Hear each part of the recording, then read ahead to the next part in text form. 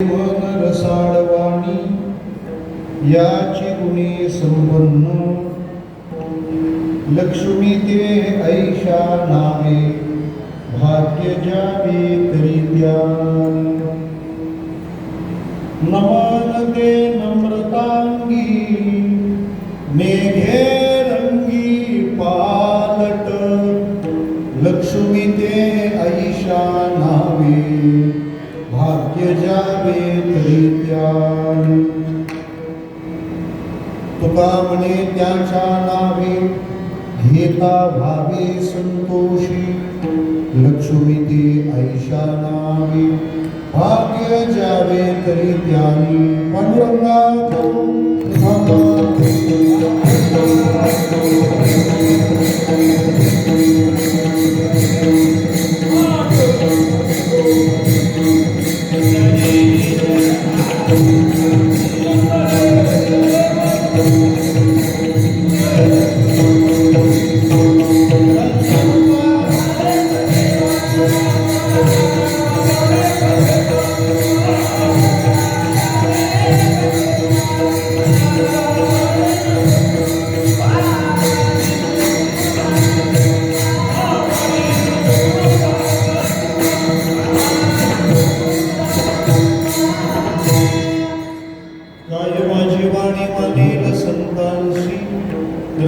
चित्तासी अपुल्या ओम नमो ज्ञानेश्वरा करुणाकरा दयाळा तुमचा अनुग्रह धरो पावन सामो चराचरी सेवे लागे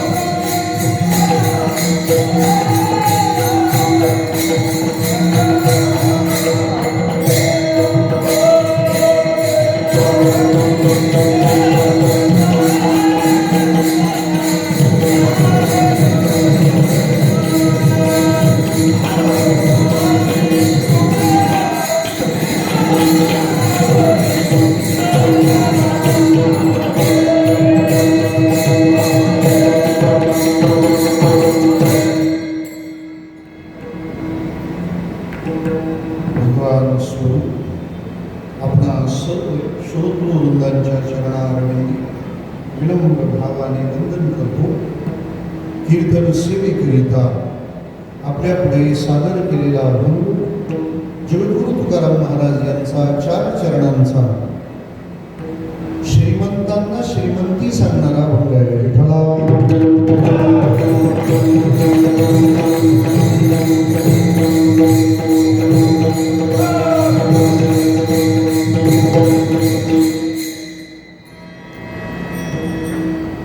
अभंगाचा भाव स्पष्ट करण्याआधी हे कीर्तन ज्या निमित्ताने आहे त्या निमित्ताचा परिचय अगत्याचा आहे.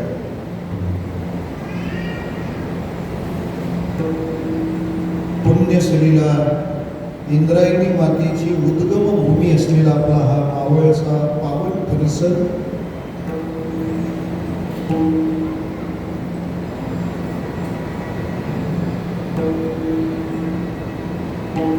महाराष्ट्र म्हटला की जगाला शिवाजी महाराज आठवतात आणि मला असं वाटतं शिवाजी महाराज म्हटले की सगळ्यांना मावळ आठवे. त्याचं कारण असं आहे, जर छत्रपती शिवाजी महाराज नसते तर मी इथं कीर्तन करत नसतो, तुम्ही इथं ऐकत नसते. म्हणजे महाराष्ट्राची कल्पना शिवाजी महाराजांशिवाय करता येत नाही आणि शिवाजी महाराजांची कल्पना मावळाशिवाय करता येणार नाही. कारण मावळाने मावळे दिले नसते तर शिवरायांना हे कार्य करताच आले नसते महाराज. कारण नियम असा आहे द्रष्टा नेता असावा आणि समर्पित अनुयायी असावा. त्यामुळे मावळे हा शब्द जगाला ज्या मावळामुळे माहीत पडलाय त्या मावळात ही कीर्तन सेवा. आपल्या सर्वांच्या परिचयाचे श्री साहेबराव मनाजी गवारी यांचे सुपुत्र, ज्यांचं 15 वर्षापूर्वी दुर्दैवी असं आकस्मिक असं निधन झालं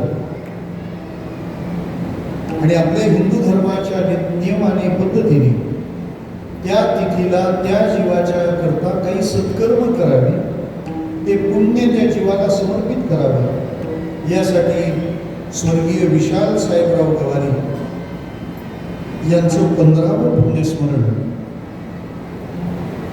श्री दिलीप खंडू वावरे, उपाध्यक्ष मावळ तालुका वारकरी संप्रदाय मंडळ यांच्या संयोजनाने, यांच्या निमंत्रणाने मी आणि आपण सर्वच मावळातली वारकरी परंपरा सांभाळणारे कीर्तनकार, प्रवचनकार, भजनी, गायक, मृदंगवादक, मार्गदर्शक असा सगळा वर्ग आज इथं उपस्थित आहे.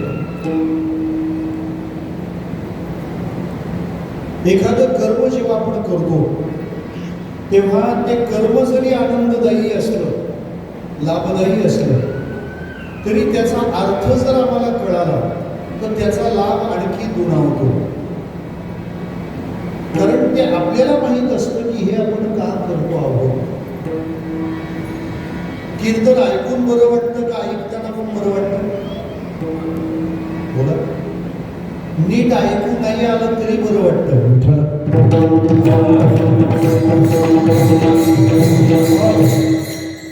आज आपली तिघांची कसरत आहे, माझी कसरत आहे. वेव्स तयार होत आहेत आणि तरी बोलायचं.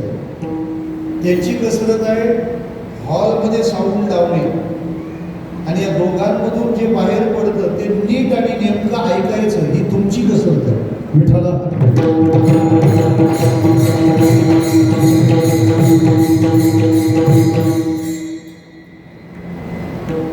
या परिवाराचा निरोप आपल्या परिसरातील सर्व वारकऱ्यांच्या द्वारे, आमचे भाऊ यांच्याद्वारे माझ्यापर्यंत आला.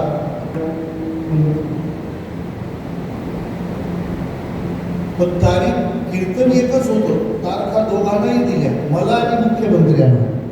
त्यामुळे दोघे एका रस्त्याने उतरल्यावर मी किती वेळेत पोहोचेल याचा तुम्हाला अंदाज आला असेल. मी विचार मनात असं करत होतो की मिसिंग लिंक आज आपल्या नशिबाला आली आहे, फक्त कीर्तन मिसिंग होऊ नये एवढंच.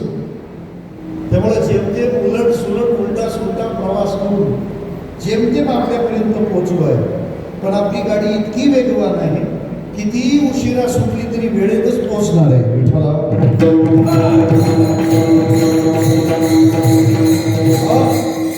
कारण घाटामध्ये जशी आज येण्याची ट्रॅफिक आहे तशी इकडून, त्यामुळे दोन्ही व्यवहार माझे तोट्याचे नको.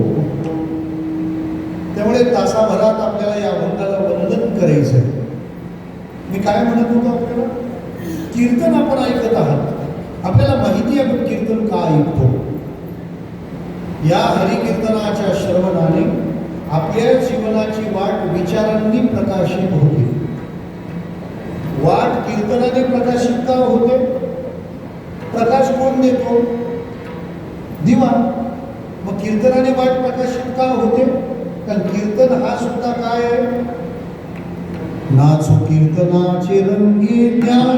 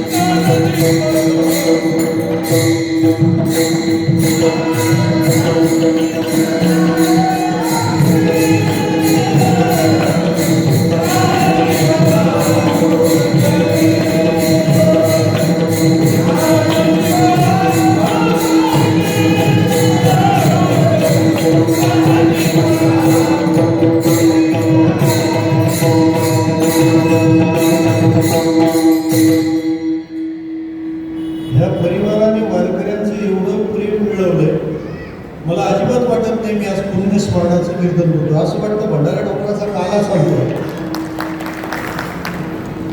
कीर्तन ऐकत असताना बरं का वाटतं, कारण आपल्याला माहिती आहे हे कीर्तन आपला मार्ग चांगला करेल. मग तसं पुण्यस्मरण करताना पण आपल्याला माहीत असलं पाहिजे की पुण्यस्मरण का करतात. कारण बऱ्याच नव्या अडाणी लोकांची अशी पद्धती किंवा अशी पुण्य आहे, कोणती इतक्या वर्षे कुठं पुण्यस्मरण होती म्हणतात ना. मग पुण्यस्मरण ही परंपरा आहे. पुण्यस्मरण हा ट्रेंड नाही, ट्रेंड. सध्या सगळं ट्रेंडिंगवर चालतं. कोणता ट्रेंड चालू आहे, त्यामुळे लोक आता अयोध्येला कमी जातात का. अयोध्येला एक बाणधारी आहे, लोकांना आता 3 बाण लागतो विठाला.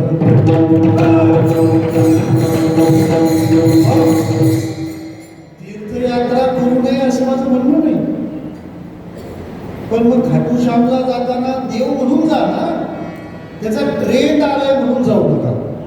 ट्रेंडिंगने चालू नये, परंपरा म्हणून चालावं. नाही तर उद्या कीर्तन ठेवणं हा सुद्धा ट्रेंड होईल. आपल्याकडे लोक खूप आली पाहिजे. ते काही क्राऊड पुलिंग आहे का. जस्टिन बिबरला बोलवा विठाला.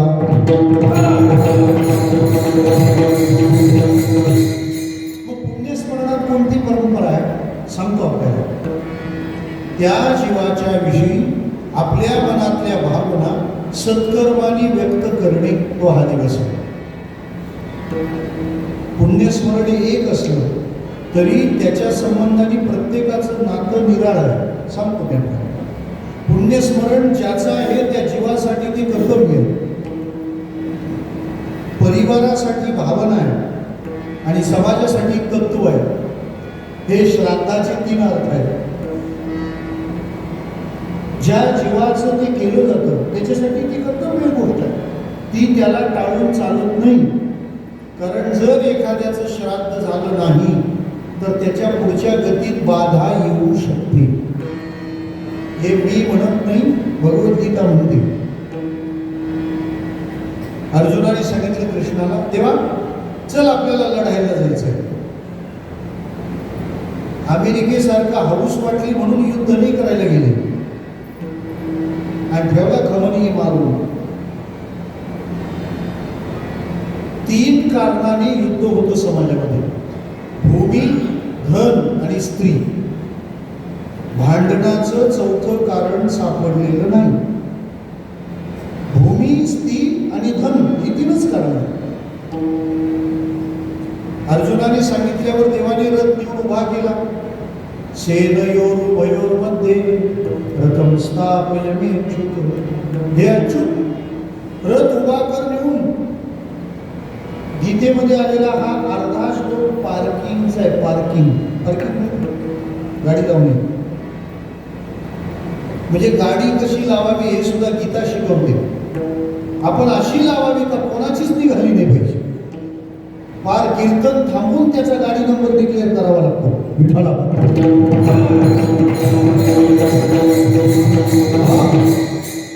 म्हणजे कळतच नाही याने पार्किंग केली का हा पार्किंग आहे. तुम्ही हसले म्हणजे माझं वाक्य तुम्हाला स्पष्ट ऐकू येते. मी पण लिटमस टेस्ट घेतली पाहिजे ना मध्ये. पाहिलं समोर त्याच्या हातातलं धनुष्यच गळालं. कृष्णाने विचारलं काय झालेलं आहे अर्जुना. ते म्हणाले मी नाही लढणार का, समोर आपले उभे. देव म्हणाला समोर आपले उभे, आपले आहेत तर समोर का उभे.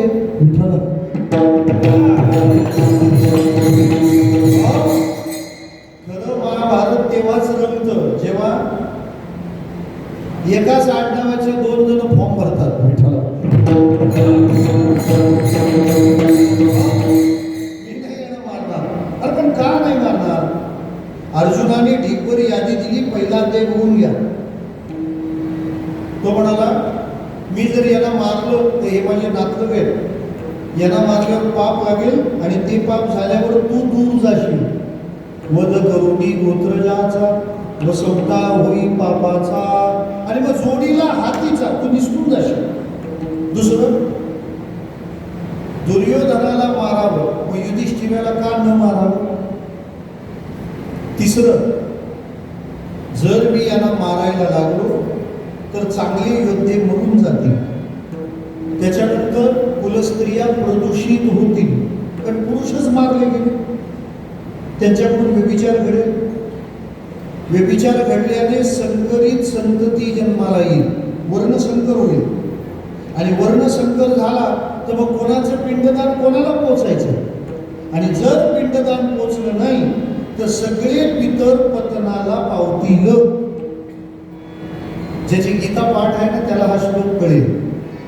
संकरो नरकायैव कुलघ्नानां कुलस्य च पतन्ति पितरो हेषां लुप्तपिंडोदक क्रियाः. पिंडोदक क्रिया लुप्ताः हेषा पितरो पतन्ति. ते त्याच्यासाठी कर्तव्य आहे, ते जर नाही केलं तर त्यांचं पतन होईल, आणि त्यांच्यासाठी आपण काही चांगलं केलं तर त्यांचा उद्धार होईल असं सुद्धा आहे. पूर्वजा वैकुंठ मार्ग सोपा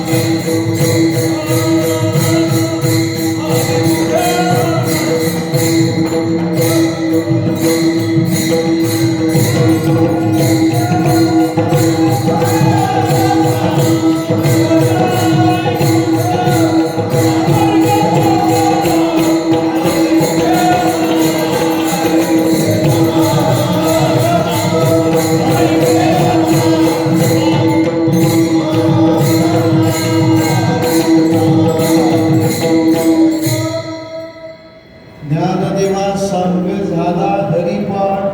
पूर्वजा वैकुंठ मार्ग सोपा. आपण केलेल्या भजनाने, कुळातल्या लोकांनी केलेल्या नामस्मरणाने आपल्या पूर्वजांचा मोक्ष सोपा होतो. नारायण गाय, नारायण ध्याय, धन्य त्यासी माय प्रसवली, प्रसवली तया कुळाचा उद्धार. काळवेळ नाम उच्चारिता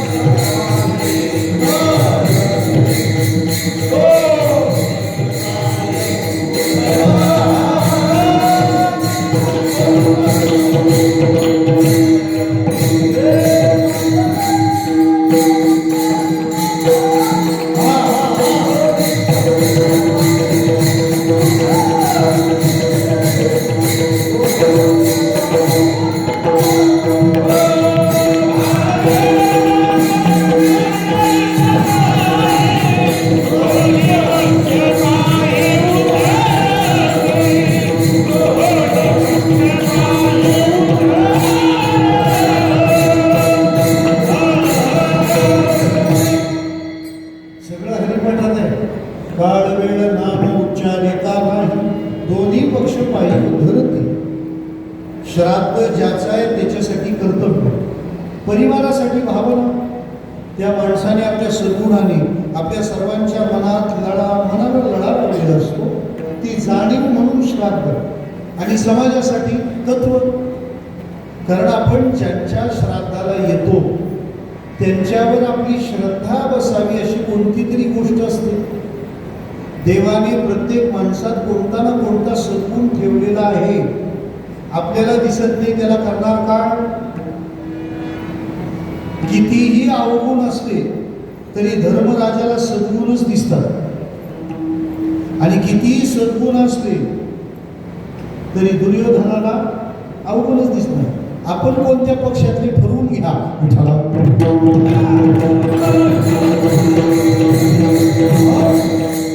मग गेलेली व्यक्ती ज्या ज्या गुणांनी युक्त आहे त्या गुणांना आपण प्रणाम करावा आणि ते सद्गुण आपण आपल्या जीवनात स्थापित करावे. याच्यासाठी श्राद्धाला पुण्यस्मरणाला यायचं असतं. अत्यंत दुर्दैवी अशा अपघाती घटनेने स्वर्गीय विशाल भाऊंना काळाने आपल्यातून ओढून नेलं. 15 वर्षे झाली तरी पण ती स्मृती मात्र आजही तशीच डोळ्यासमोर तरळते आहे. मला असं वाटतं ते किती जगले, त्याला देवानं किती आयुष्य प्रदान केलं, यापेक्षा आपल्या जीवनामध्ये अल्प काळामध्ये सद्गुणांना कसं स्थापित करावं याचा निरोप ठेवून त्यांनी जगाचा निरोप घेतला. विठ्ठला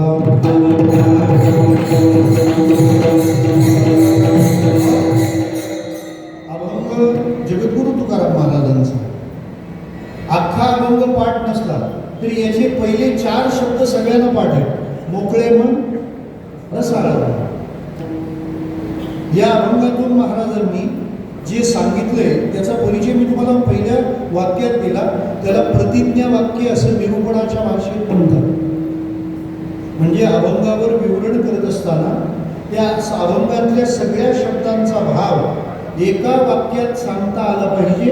त्या वाक्याला प्रतिज्ञा वाक्य असं म्हणतात. हा नियम अभंगावरच कीर्तन करणाऱ्यांसाठी आहे. विठ्ठला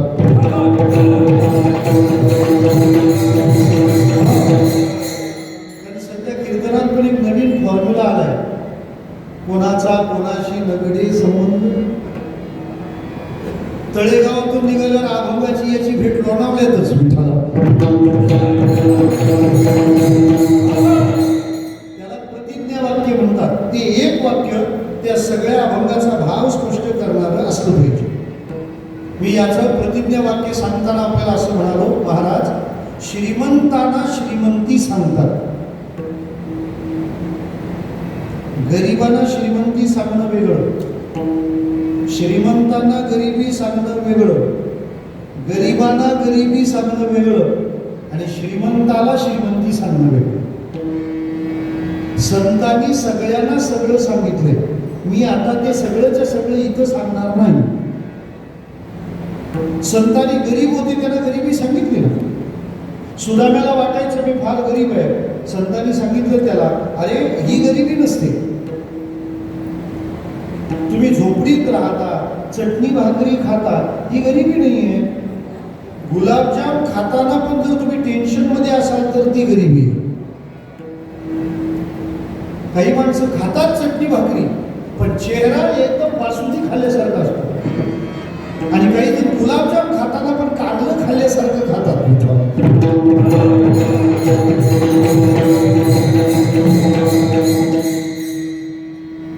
श्रीमद भागवतात त्याची चर्चा आहे. उद्धवानी श्रीकृष्णाला विचारलं, क दरिद्रा कोण दरिद्री आहे? त्या दरिद्रीची व्याख्या नाथांनी पण श्रीमंतीने केली. एकनाथ महाराज म्हणाले, ऐक दरिद्राचे लक्षण गाठी असता कोटी धन, ज्याचे संतुष्ट नाही मन परम दरिद्री जाणिया. नुसता दरिद्री नाही, परम दरिद्री म्हणजे परमपूज्य दरिद्री.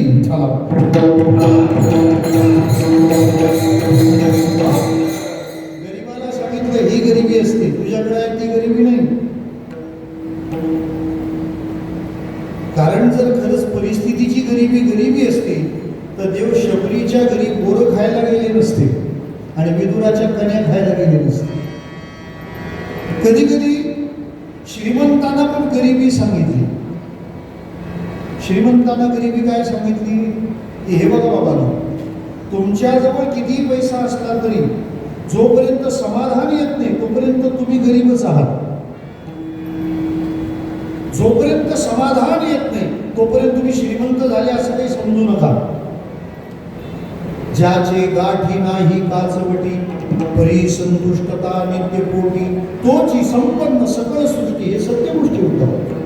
नाही तर काही वेळेला अशी पण माणसं पाहायला भेटतात, किचन में कप सेट, बेडरूम में बेड सेट, हॉल में टीवी सेट और सेट आप सेट, चेहरा जब देखो फिक्स रे विठाळा.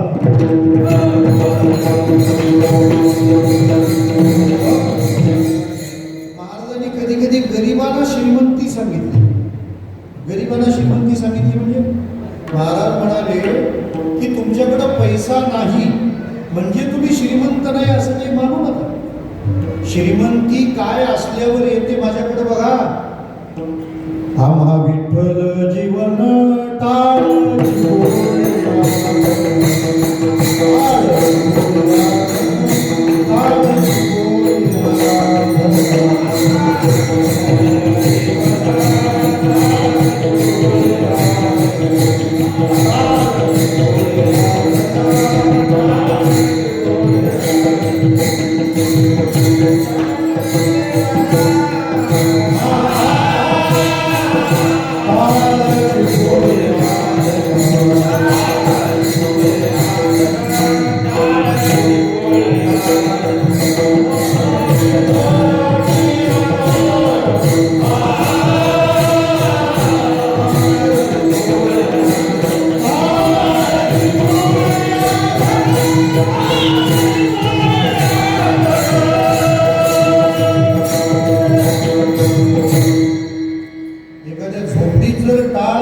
असतील ना तर ते घर अँटिलियापेक्षा भारी.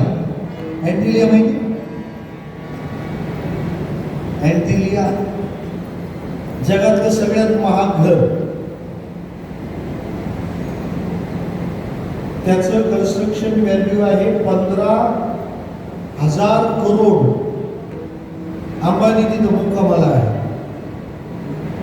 पण त्याच्यापेक्षा झोपडी मोठी ठरेल जेव्हा तिच्या टाळ आणि चिपळ्या वाजतील. गरीबाला सांगितलेली श्रीमंती आणि श्रीमंताला सांगितलेली श्रीमंती. जो माणूस धनसंपदा मानसंपदा याने युक्त आहे आणि त्याला असं वाटलं की मी आता खरंच श्रीमंत झालो, त्याला एक दिवस तुकोबाराय भेटले. म्हटले बाबा तुझ्याकडे धन आहे, तुझ्याकडे सत्ता आहे, तुझ्याकडे संपत्ती आहे, पण लक्ष्मी असणं असं नाही. लोकांनी तुकाराम महाराजांना म्हटलं असं असणं म्हणजे नाही, मग लक्ष्मी असणं म्हणजे कसं आहे. अभंगाच्या दुसऱ्या चरणात लक्ष्मी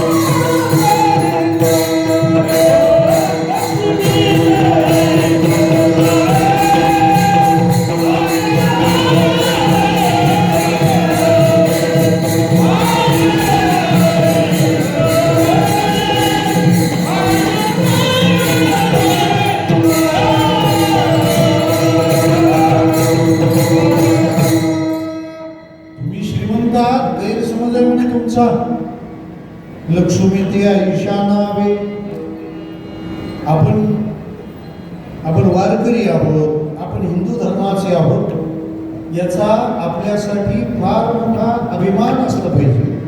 त्याचं कारण जीवनाचा एवढा बारीक सारीक विचार कुठंच केला जात नाही हे मी तुम्हाला छाती ठोकपणे सांगतो.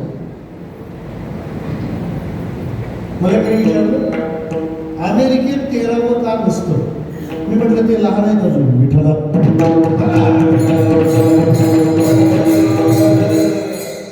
कारण मानवी जीवनाचा इतका बारीक विचार कुठल्याच ठिकाणी नाहीये.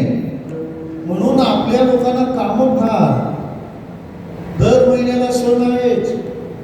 प्रकृती, निसर्ग, पर्यावरण, आरोग्य या सगळ्याचा विचार हिंदू धर्मासारखा कोणाला करता आला?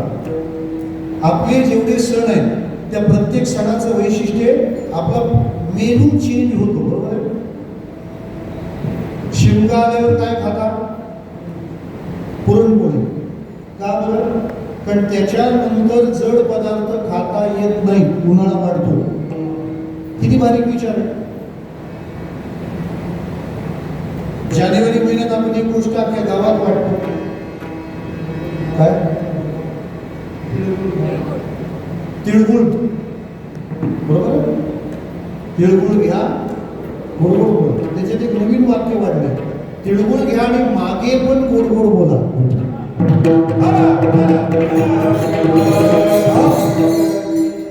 कारण माणसाची पाठ फिरली का लोकांचं वाक्य फिरतं. इतकं अवघड झालंय. त्याच्यामुळे आता नुसते लोक रेकॉर्डिंग काढून ठेवतात.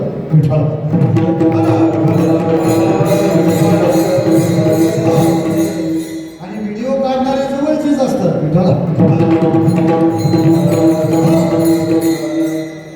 मग जानेवारी महिन्यात आपण काय खातो? तीळ. कारण कोरडेपणा वाढतो, थंडावा येतो. मग आपल्याला खाण्यात काय पाहिजे?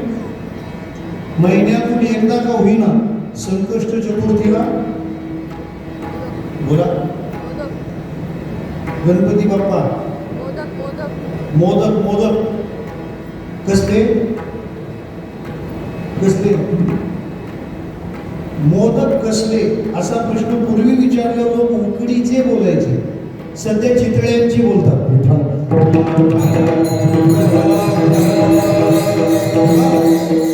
त्यामुळे आपली पितळे उघडी पडू लागली. चितळे. श्रोते हो, म्हणजे आपण जीवनाचा सर्वांगीण विचार करतो. आपल्याला काय वाटतं याचा पण विचार हिंदू धर्म करतो. आपण सगळी माणसं आहोत. ज्या विकारांशी आपल्याला लढायला सांगितले ते विकार आपल्या सगळ्यांच्या आत आहेत का नाही? जे नष्ट करता येत नाही त्याचं नियोजन लावा. नष्ट करणं कोणाला शक्य नाहीये, त्याच्या व्यवस्था करा. काम वासना प्रत्येकाच्या मनात आहे ना. आमच्या ग्रंथांनी, शास्त्रांनी ती नाकारली नाही. ते म्हणतात प्रत्येकाच्या मनात काम वासना असणार. कारण आपला जन्मच आपल्या मायबापाच्या काम वासनेमुळे झालाय की नाही. म्हणजे आपलं ते बेस मटेरियल आहे, इनबिल्ट आहे ती गोष्ट, कुणीच नाकारू शकत नाही. मग जर काम वासना तुमच्या ठिकाणी असेल तर आमचं शास्त्र ती नाकारत नाही. ते म्हणतं की ती काम वासना तुम्ही तुमच्या पत्नीपुरती मर्यादित ठेवा. झालं. विठाला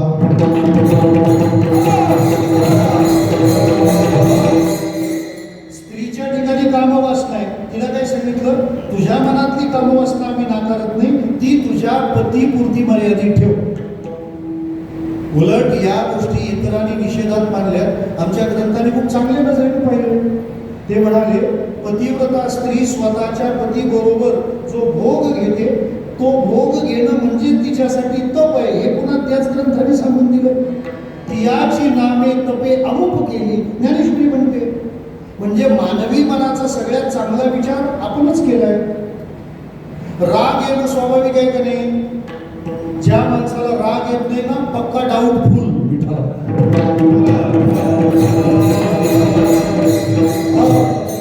नुसता डाऊटफुल नाही, फुल ऑफ डाऊट. उलट जो माणूस रागात बडबड बोलतो तो मोकळा होतो, आणि जो गप राहतो तो नंतर गेम करतो.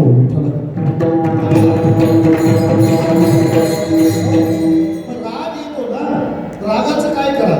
संत म्हणाले जेव्हा आपली इंद्रिये आपल्या परमार्थाचं काम करत नाही तेव्हा काय रागवायचं ते त्यांच्यावर रागवून घ्या. किती गोड विचार. आपल्या मनात लोभ असणार आहे, लोभ आपल्या मनात असेल, कारण आपल्या प्रत्येकाच्या मनात जर लोभ नसतात तर आपलं जेवणाचं ताट पण देवाला बनवून पाठवावं लागलं असतं. त्याने आपल्या मनात लोभ घातला, त्यामुळे आपण पैसे संग्रह करू लागलो आणि संग्रहातूनच व्यवस्था झाली. विठ्ठला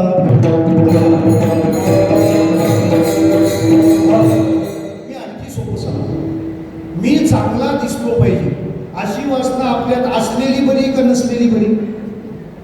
पटकन बोल, मला वेळ नाही. मी चांगला दिसलो पाहिजे किंवा मी चांगली दिसली पाहिजे, वासना असलेली बरी का नसलेली? असलेली बरी. तर ही वासना आपल्यात नसली तर मला पहिले दारात पाईप घेऊन उभं राहायला लागलं असतं. आलं का पहिले फवारे मारून धुवूनच आतमध्ये आणा.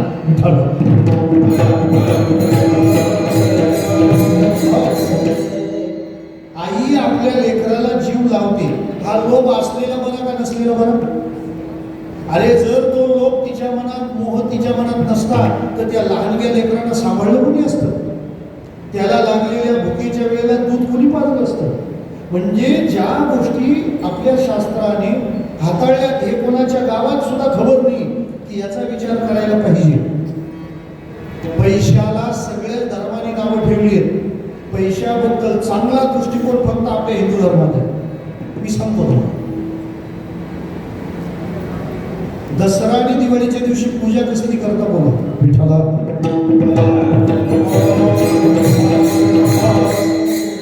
इतक्या हलक्या सोडणार नाही तुम्हाला.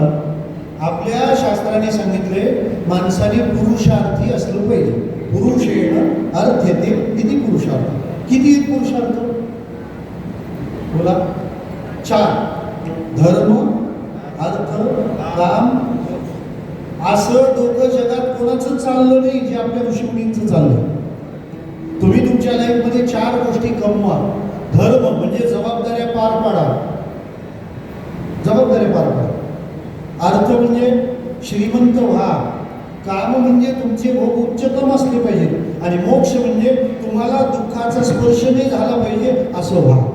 किती चांगली गोष्ट. फक्त एक पक्क ध्यानात ठेवा, पहिला पुरुषार्थ आहे धर्म आणि शेवटचा पुरुषार्थ आहे मोक्ष.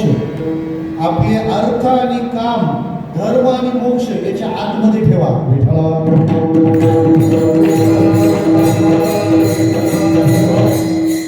त्याच्यात दुसरा पुरुषार्थ कुठला आहे बोला? स्वतः दुसरा पुरुषार्थ कुठला? विचारात होते कुठल्या तरी, थांबवतो लगेच, घाबरू नका. 2 नंबरचा पुरुषार्थ कोणता आहे? अर्थ. फक्त एक सूचना आहे, अर्थ हा 2 नंबरचा पुरुषार्थ असला तरी तो 2 नंबरने कमवायचा नाही. जोडून ही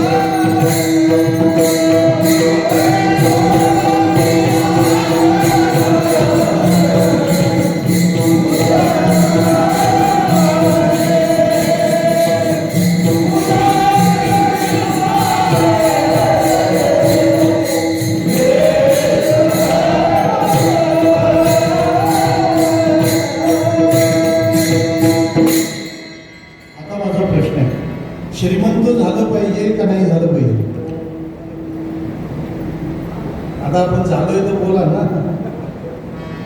आपला धर्म दारिद्र्याची पूजा करत नाही. आपला धर्म सांगतो गरीब म्हणून जन्माला येणं पाप नाही, पण गरीब म्हणून मरणं पापच आहे. तू कष्ट करायला पाहिजे होते. सत्य आपलं प्रमाण म्हणतं असाध्य ते साध्य, कारण अभ्यास प्रयत्न वाढूचे कण रगडिता. आपण द्वारकेला जातो ना, द्वारकेला तिथून सोमनाथला येताना सौराष्ट्रात एक गाव लागतं. त्या गावाचं नाव आहे चोरवाड.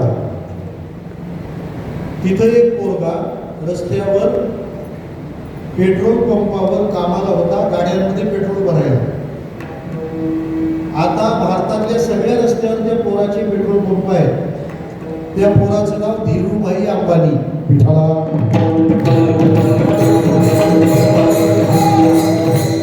तुम्ही श्रीमंत झाले पाहिजे, त्यापेक्षा आणखी सोपं सांगू, परमार्थ करायलाही श्रीमंत होता आलं तर फार बरं. का बरं? पैसे नसले तर वर्षातून एकदाच पंढरपूरला जाता येतं.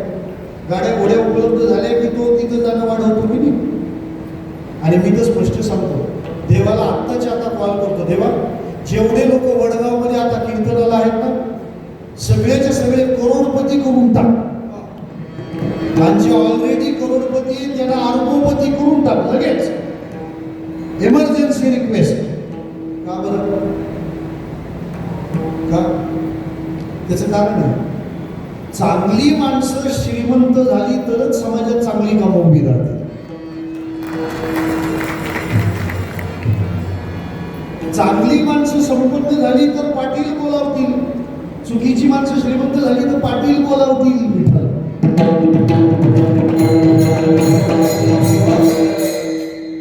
ताण घेऊ नका, ज्याचं त्याला कळेल.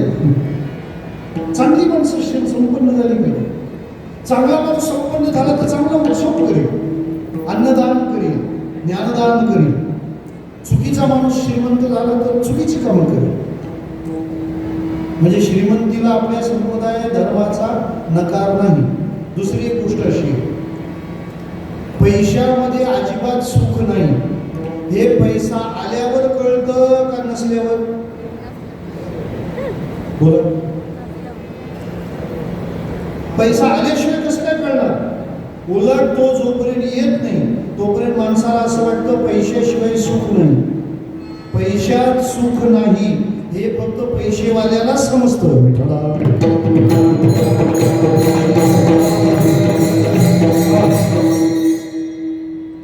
ऐकायला वेगळं वाटेल, पण मी पुराव्याशिवाय बोलत नाही.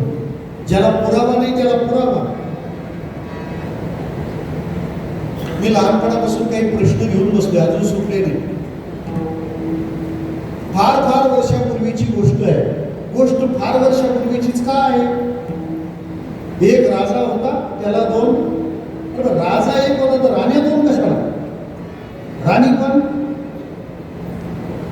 अशी गोष्ट झाली तर मग एक राणी होती, दोन राजे होते, चालेल का? काय पार्शलिटी कळत नाही. बरं मग दोन राण्या होत्या, एक आवडती होती. आता आणले तर दोन्ही आवडत्या पाहिजे होत्या. एक गरीब ब्राह्मण होता. ब्राह्मण गरीबच कसं काय होता? विठ्ठला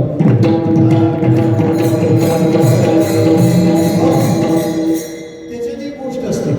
एक राजा 20 वर्ष राज्य केलं, जंगलात निघून गेला. बरोबर? 25 वर्ष राज्य केलं, जंगलात निघून गेलं. श्रोतेहो, माझी आपल्याला हात जोडून विनंती आहे, मला सांगा, अशी गोष्ट तुम्ही ऐकली का? एक प्रधान जंगलात निघून गेला. सांगा, आहे नाही का? राजा सगळं सुख भोगतो जाणतो, याच्यात काही अर्थ नाही. भजन केलं पाहिजे. आणि प्रधान मरेपर्यंत लाळ गाळत त्याच्याकडे बघतो. विचुले म्हणजे असं ज्याने अनुभवलं तो त्यावर लाट मारून गेला निघून. मला असं वाटतं निघून जाण्यासाठी, लाट मारण्यासाठी संपत्ती असली पाहिजे. विठ्ठला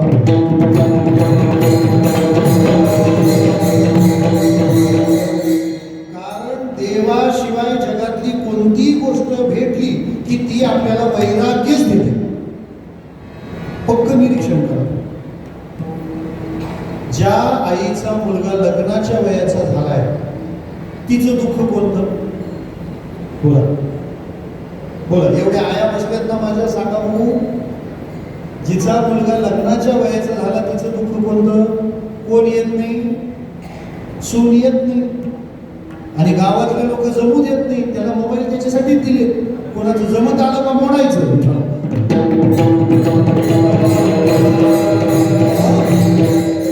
आमच्या भिवंडीत मी फेटा बांधत होतो कीर्तनाला. 8-10 पोरं आली, म्हणाले महाराज तेवढं कीर्तनात सांगा, खोटी चौकशी सांगून जमलेलं बोलू नका. काय दुःख आहे बरं. ही तीच माणसं आहेत ज्यांना आम्ही नामस्मरण सांगितलं तर ते म्हणतात आम्हाला वेळ नाही. आणि मग 1-1 तास कर्मण्येवाधिकारस्ते निष्काम कर्मयोगी विठ्ठला. त्या आईचं दुःख कोणतं आहे? मुलाचं लग्न जमत नाही. बरोबर आहे. एका आईच्या मुलाचं लग्न जमलं, झालं, 6 महिन्यांनी परत जाऊन तिला भेटायला विचारा, आता तुझं दुःख काय आहे?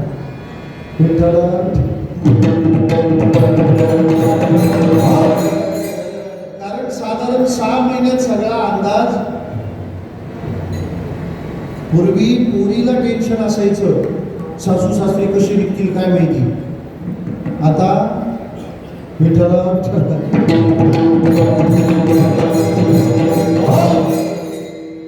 माझं म्हणणं इतकंच आहे, श्रीमंत होण्याला संतांनी नकार दिला नाही, पण तो सन्मानाने श्रीमंत झाला पाहिजे. अजून सोबत बोलू, माणसाने कोणता आचार करावा? ज्याने पाप होणार नाही तो आचार करावा. दुसऱ्याची संपत्ती लुबाडून श्रीमंत झालेले फार दिवस लागणार नाहीये. देवाचा हिशेब योग्य वेळी होतो. माझं तर याबाबतीत स्पष्ट म्हणणं आहे. आपल्याला किती पटेल मला माहित नाही, आणि लगेच पटेल अशी माझी घाई पण नाही. कोणतं? त्याने मला फसवलं, हे वाक्यच खोटं आहे. या जगात कोणीच कोणाला फसवू शकत नाही. कसं काय? आज फसवी, उद्या कसं होईल? बसमध्ये पेपर विकणारा चढला, एकाने पेपर विकत घेतला आणि तो हसायला लागला. लोकांनी त्याला का असतो? तो म्हणाला मी पेपरवाल्याला फसवलं, पेपर 2 रुपयाचा होता, 1 रुपया खोटा दिला. अर्ध्या तासाने परत तो हसायला लागला. आता काय झालं? म्हणजे त्याने पेपर पण कालचाच दिलाय.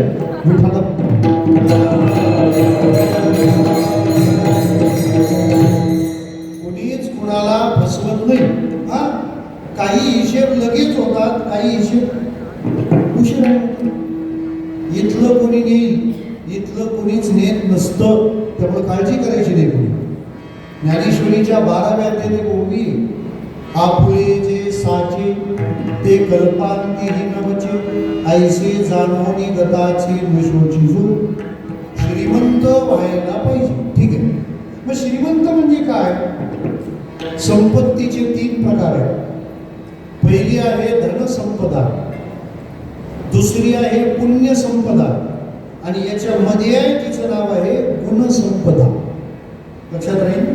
पहिली धनसंपदा, दुसरी पुण्य संपदा, आणि या दोन्हीच्या मध्ये गुणसंपदा. आपल्यावर जबाबदारी काय ती ध्यानात घ्या. देव आपल्याला धनसंपदा देतो आणि सांगतो ही धनसंपदा दिली आहे, याची तुम्ही आम्हाला पुण्य संपदा बनवून द्या.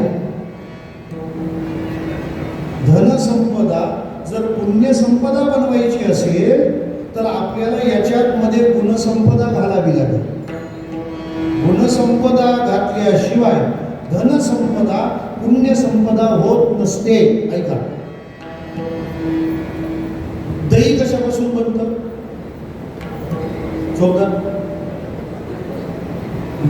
आता ओके. दही कशापासून बनतं? दुधापासून. मग जर दही दुधापासून बनत असेल तर मग दही दुधात येतं का दुधाचं दही होतं? का मंत्र वगैरे मारला लगेच या? तो काय कॅप्टनच्या डुप्लिकेट सापासारखा आहे ना विठ्ठला.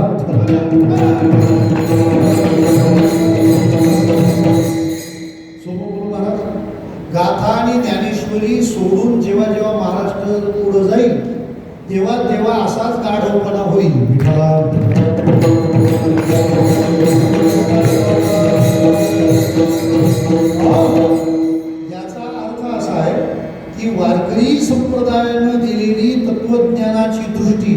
आपण त्याच मार्गाने चाललो पाहिजे, तरच आपल्या परमकल्याणाची व्यवस्था आहे. मला या विठाला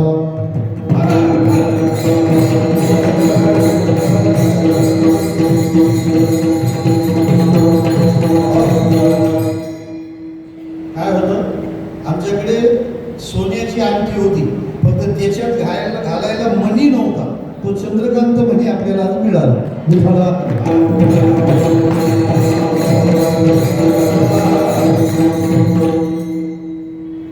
आणि एवढं गरम होतंय सगळ्यांना, त्याच्यामुळे तुमचीच गरज आहे. शीतलता तिथूनच मिळेल. आपल्या पुण्याचं पुण्य वैभव प्रेममूर्ती चंद्रकांतजी महाराज वांदळे यांचं गोड आगमन या सभेत झाले. आपण टाळ्याने त्यांचं स्वागत करूया.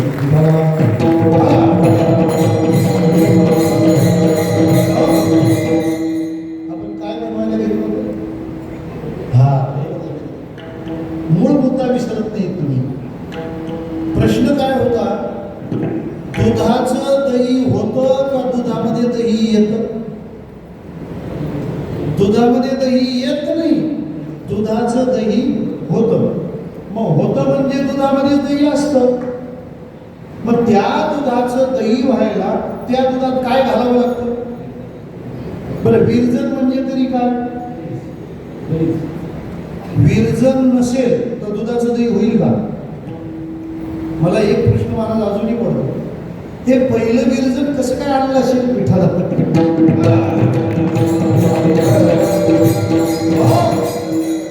जसं दुधामध्ये दही असतंच, पण ते दुधातलं दही मिळवायला त्या दुधात विरजन घालावं लागतं.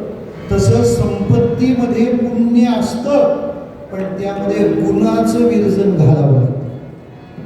धनसंपदा अधिक गुणसंपदा बरोबर पुण्य संपदा. मग महाराज, लक्ष्मी ऐशा नावे जर तुम्ही म्हणत असाल तर ऐशा म्हणजे कैशा? उत्तर पहिल्या चरणात.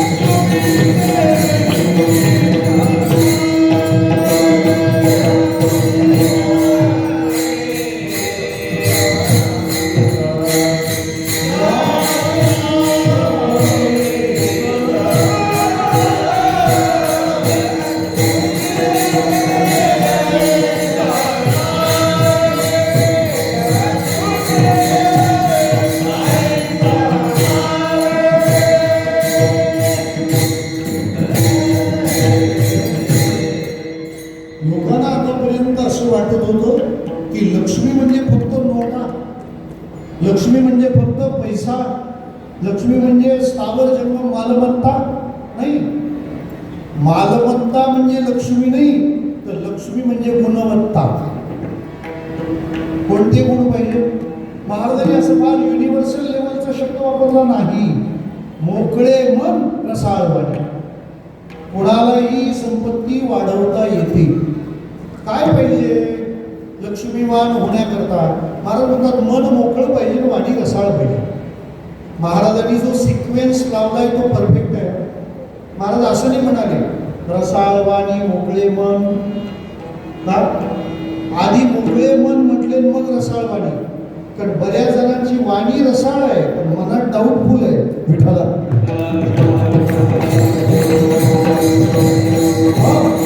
त्यामुळे महाराज मनापर्यंत गेले, त्याचं मन मोकळं आहे आणि त्याची वाणी रसाळ, मनापासून आरंभ.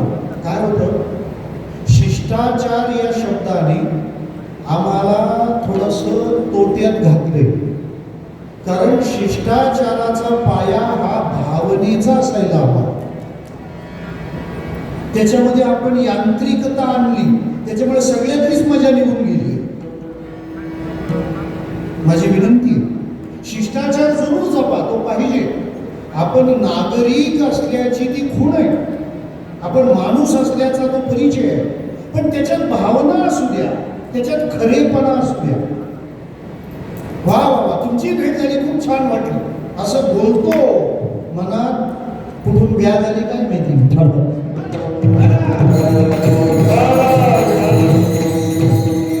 श्रोते हो, परमार्थाच्या वाटचालीमध्ये खूप सरळपणा पाहिजे. मला पूज्य मुरारी बापूंचं एक वाक्य आहे.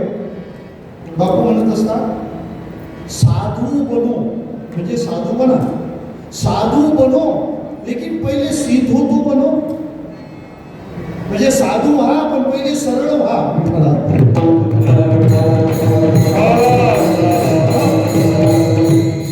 आपला प्रॉब्लेम काय सांगतो, आपण नेहमी अशा माणसांच्या कॉन्टॅक्ट मध्ये असतो ना, जे नेहमी एक वाक्य बोलत असतात. माणसाने सरळ लावून नाही चालत, बरोबर आहे, त्यांचं ध्रुपद असतं. खऱ्याचा जमाना नाही राहिला, म्हणजे हा किती खोटा असला पाहिजे. लटिके वचन नाही असं म्हटलं महाराजांनी. सत्य खरे बोले तरी फुगासाठी पुढे. आपण किती लबाडीने व्यवहार करतो आपला आपल्याला बरोबर माहित असतो. मी साधं सांगतो, आपल्या घरी पाहुणे जर कोणी आले, त्यांचं जेवण खावण सगळं झालं आणि त्यानंतर ते त्यांच्या घरी जायला निघतात, तेव्हा ते पाहुणा त्याच्या खिच्यात हात घालतो आणि एक नोट बाहेर काढतो आणि ती आपल्या पोराला देतो. बरोबर आहे का नाही? कितीची नोट? कितीची नोट देतो?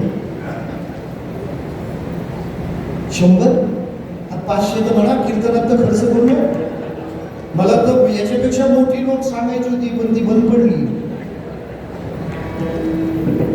आणि धुरंधर पाहिल्यावर कळलं बरी झाली बंद पडली. विठाला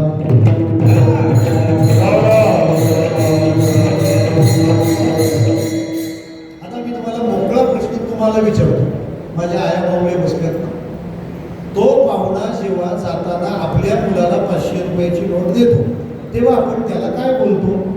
पाहुण्याला काय बोलतो? काय बोलतो आपण? तुम्ही काय बोलता? तुम्ही सांगा, मी सांगू तुमच्या वतीने. नको नको, त्याला कशाला, बरोबर आहे का नाही? त्याला कशाला नाही बोलले तरी निदान तेवढे कशाला तरी बोलता, बरोबर आहे? त्याला कशाला, नको नको, बरोबर आहे, चांगलं आहे. पण हे वाक्य जेव्हा तुम्ही बोलता तेव्हा तुमच्या मनात तेच असतं, विठाला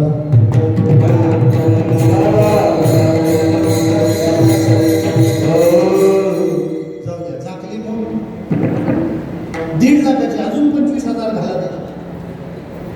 आता मानसशास्त्र म्हटलं की ते खूप कठोर असतं, ते खूप निष्ठुर असतं, ते खूप निष्ठुर असतं.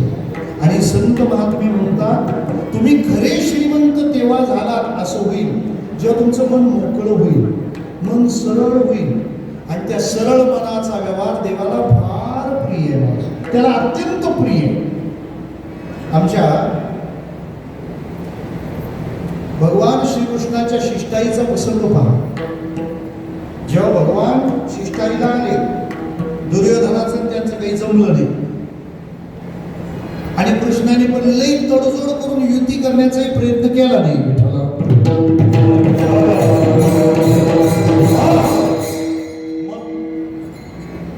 शिष्टाई फिसकटली, बोलणी फिसकटली. भगवान म्हणाले, मी चाललो. दुर्योधनाला कुठे चालले? तुमची सोय केली मी. आणि खरंच सोय केली होती. दुर्योधनाने त्या दिवशी कृष्णासाठी 8 प्रकारचा भात, 16 प्रकारचं वरण आणि 72 भाज्या बनवल्या होत्या. आचार्याचा माझ्याकडे नंबर आहे. एवढी साकारलं. ते म्हणाले हे तुझं नको मला, मग हे ना करून चाल कुठं. उद्धवजी चल विदुरा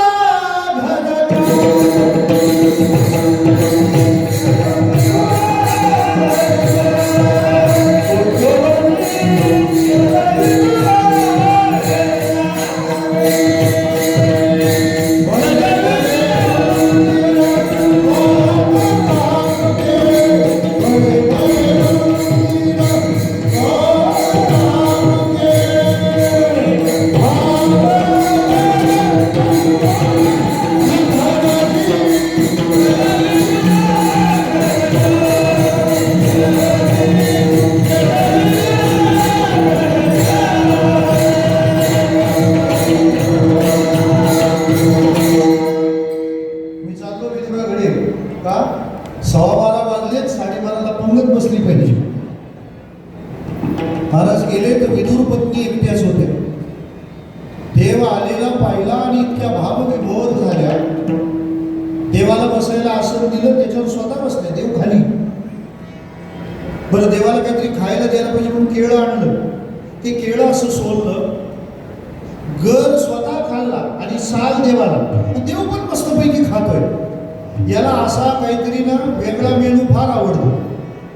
पोहे थोडे, बोरं उष्टी, केळ्याची साल, बसला खात. माणूस शून्य झाला का निराळा वागतो. आमच्या मुंबईत आता किडक्या फळाला फार मागणी. तुमच्यापर्यंत आलं कसं हे? किडक्या फळाला मागणी म्हणजे अर्ध कीड लागलेलं, ते कीड लागलेलं कापायचं आणि उरलेलं खायचं. मुंबईत चालू आहे, सगळे शिकलेले. का? ते म्हणतात ज्या ती कीड लागली त्या ती औषध फवारलं नाहीये. विठाला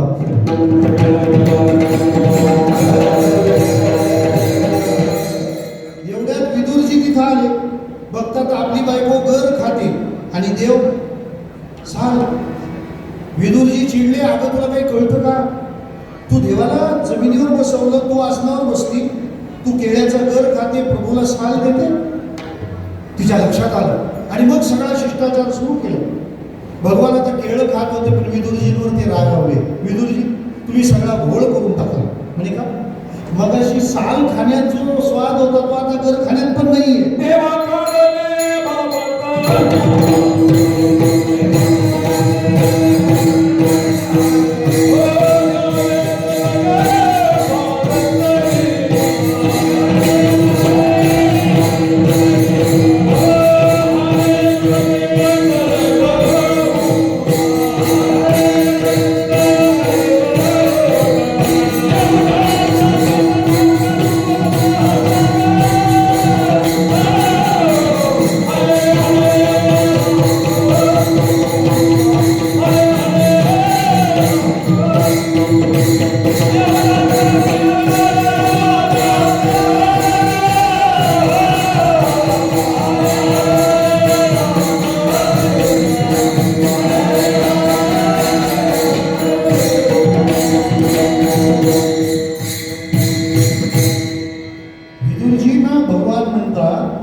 मगाशी ती जेव्हा साल खायला घालत होती ना, तेव्हा तिच्या मनात दुसरा कोणताच विचार नव्हता. पण तुम्ही येऊन ट्रेनिंग दिल्यामुळे आता याच्यात सिस्टम आलं, पण तो मोकळेपणा गेला. मोकळे मन. ते म्हणाल पण महाराज ज्या जगात आम्ही वावरतो इथं मोकळं राहून कसं काय चाललं? इथं विवेकी राहलं. सातारा जिल्ह्यात एक संत झाले ब्रह्मचैतन्य गोंदवलेकर महाराज. त्यांना एकाने विचारलं, महाराज माणूस लबाड असावा का नसावा? हा प्रश्नच असा आहे की सगळे कान टोकावून ऐकू लागले. प्रश्न काय? माणूस लबाड असावा की नसावा? महाराज फार वस्ताद होते. गोंदवलेकर महाराज म्हणाले, दुसऱ्याला फसवण्या इतका माणूस लबाड नसावा, पण दुसऱ्याकडून न फसण्या इतका लबाड असावा. विठ्ठला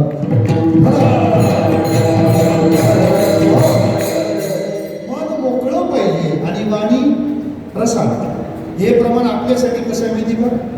ॲक्च्युअल प्रमाण काय? मोकळे मन, रसाळ वाणी. आपलं काय झालं?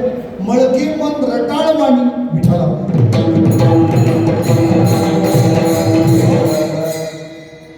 रत्नागिरी जिल्ह्यामध्ये पावस नावाचं एक गाव आहे.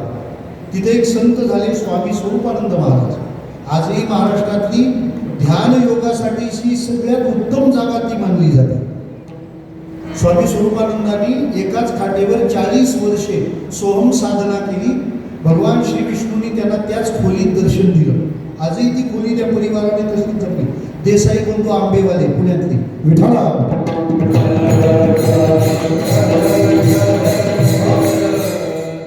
एका माणसाने स्वामी स्वरूपानंदांना येऊन विचारलं, सोप्या मार्गाने देव कृपा कशी करील? तेव्हा स्वामींनी त्याला काही गोष्टी सांगितल्या. तेवढ्या गोष्टी सांगतो आणि ही गोष्ट संपवतो. स्वामींनी एक काव्य रचलं तिथे. सुहास्य वदन प्रसन्न दर्शन निर्मलांतःकरण मितमधु भाषण शुद्ध मन सदैव सत्याचरण एवं षडविध लक्षण अंगीबाणता पूर्ण होतो वश परमेश वाहतो जगदंबेची आण. 6 गोष्टी सांगतो थांबतो. काय काय करा म्हणजे तुम्हाला देव भेटेल. सुहास्य वदन म्हणजे तुमचं वदन नेहमी हसलं पाहिजे. ही गोष्ट आपल्याला फोटोग्राफरने शिकवू नये. विठाला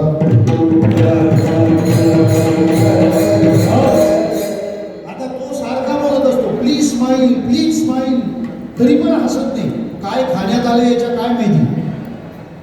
कारण लहान मुलं खुदकुत हसतात. हा नेहमी मार्ग्या म्हशीसारखाच पाहतो. त्यामुळे फोटोग्राफर सारखे बोलतात प्लीज स्माईल.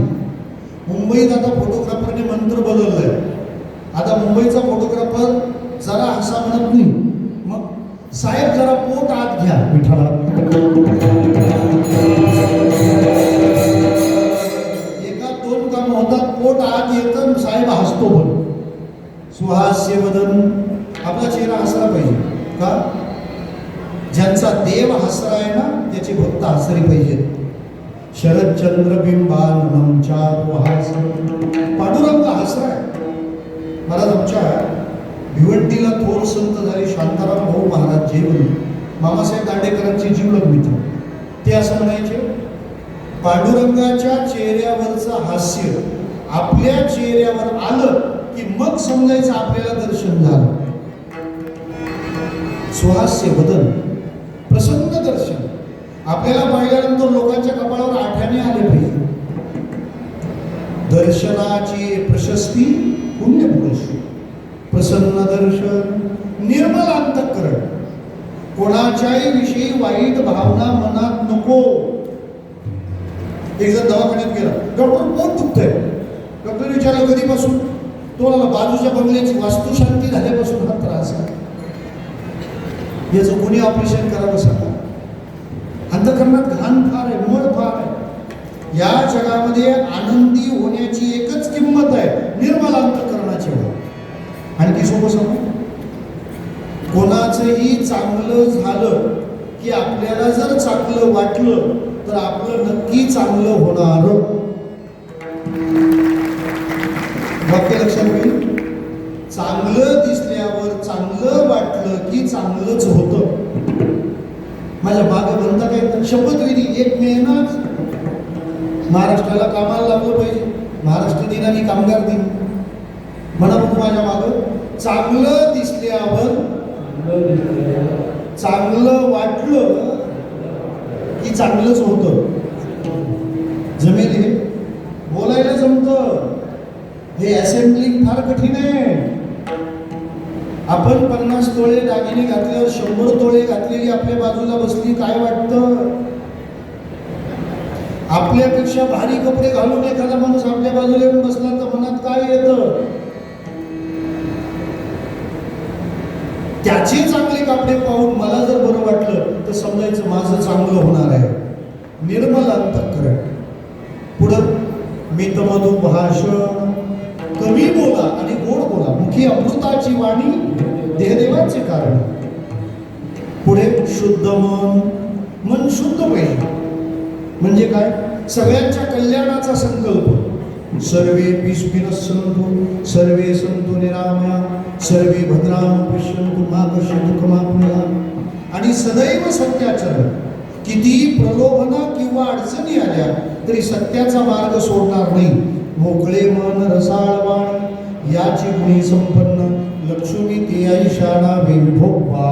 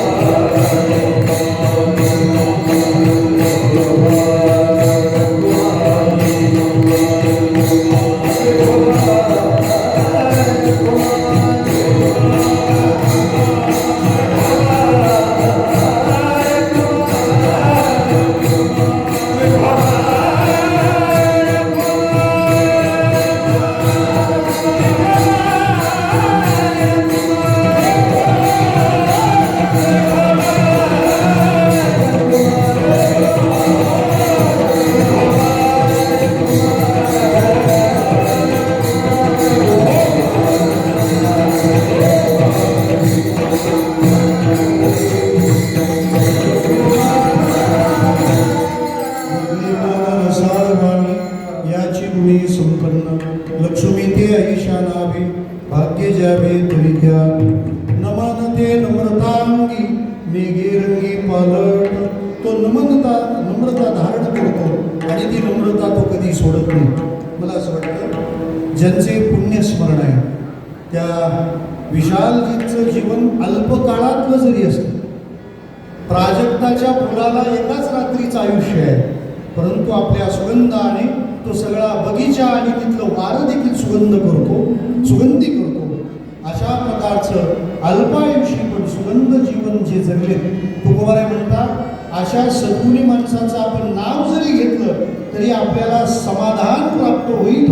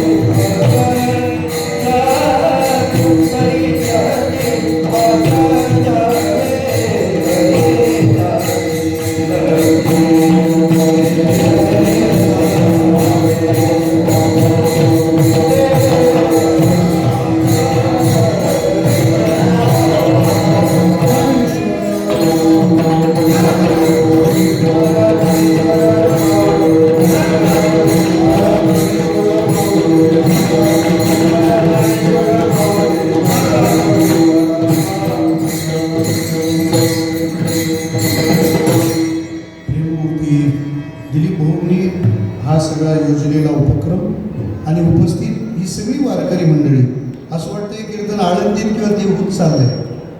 ते एवढे टाळकरी श्राद्ध, मला वाटतं हे मावळचं वैभव आहे, मुळशीचं हे वैभव आहे. मी एक असं कीर्तन केलं, 2 गायक, 1 वादक आणि 1 विणीकरी, आणि त्यांच्यात 5वा मी म्हटलं बरं आहे तुम्ही 4 आहात, मध्ये झालंच काही कमी जास्त तेवढेच लागतात ना. परंतु हे जे सर्व ऐश्वर्य आहे हे ज्ञानोबाराय तुकोबारायांची आणि आपल्यावर असलेली इंद्रायणी मातेची कृपा आहे. म्हणून ही भजनाची श्रीमंती लक्ष्मी ती आयुष्या नावे, अशीच सेवा या परिवाराकडून घडो. मला मगाशी सांगण्यात आलं की कोकणातून मुंबईत येणारी कोणतीही दिंडी असो आणि त्या दिंड्यांची कोणतीही सेवा असो, हा परिवार कधीच मागे हटत नाही. ही ही ही खरी सेवा आहे. मला असं वाटतं ही खरी लक्ष्मी आहे. अशा सेवा लक्ष्मीचा प्रसाद या परिवाराला कायम लाभावा. या परिवारावर प्रेम करणारी आपण सर्व वैष्णव मंडळी उपस्थित आहात. एकच सांगणं, कुणाचा द्वेष करू नये, कुणाचा मत्सर करू नये, कुणाशी स्पर्धा करू नये. माझ्याशी कोण कसं वागतं हे हिशेब ठेवण्यापेक्षा सर्वांशी चांगलं वागण्याचा आपण संकल्प केला पाहिजे. हाताला काम, मुखाला नाम, कल्याणाचा दुसरा मार्ग नाही. आपण सर्वच जण उपस्थित आहात. आदरणीय आमचे प्रेममूर्ती वांदळे महाराज यांची दिव्य उपस्थिती या कीर्तन सभेचा गौरव आहे. गुणीजन, गायक, मृदंगवादक, ध्वनिवर्धक व्यवस्था आणि आपण सर्वजण आपल्या सर्वांच्या हृदयातल्या पांडुरंगाला प्रणाम करतो आणि थांबतो. तुकाराम